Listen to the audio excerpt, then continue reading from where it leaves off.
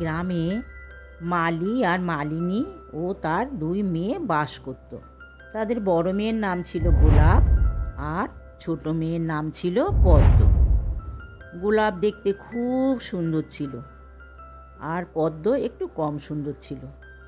গোলাপ খুব সুন্দর ছিল বলে ও কোনো কাজই করতো না। ওর গা নোংরা হয়ে যাবে, হাতে দাগ হবে, সেই জন্য কোনো কাজই করতো না। ওর মা ফুল তুলে এনে ফুলের মালা গাঁথত, কোনো সাহায্যও করতো না। কিন্তু পদ্ম ওর ছোট বোন, ও একটু দেখতে কম সুন্দর, কিন্তু ও কাজ করতে খুব ভালোবাসতো। সে তার মায়ের সঙ্গে রোজ মালা গাঁথত। সেই দিনও সে মালা গেঁথেছে। আর সেই দিন ছিল রাজবাড়ির পুজো। সেই পুজোতে মালিনী মালা নিয়ে যাবে। সেই মালাও গেঁথে দিয়েছে পদ্ম। এবার মালিনীর সঙ্গে গোলাপ যেতে বায়না করল। তখন মালিনী বলল, চল। এদিকে গোলাপ আগে থেকেই পদ্মকে নেবে না বলে তখন পদ্ম আর গেল না। ওরা দুজনেই রাজবাড়িতে চলে গেল।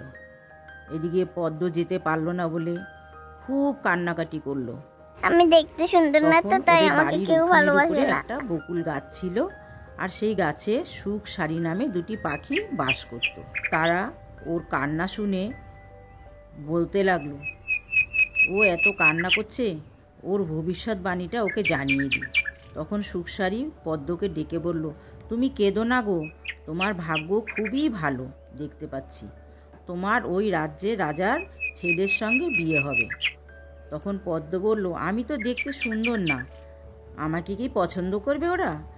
সুখসারি তখন পদ্মকে বলল, তুমি সুন্দর না হলে কি হবে, তোমার হাতের কাজ তো খুব সুন্দর, এই দেখেই রাজা তোমাকে ছেলের বউ করে নিয়ে যাবে।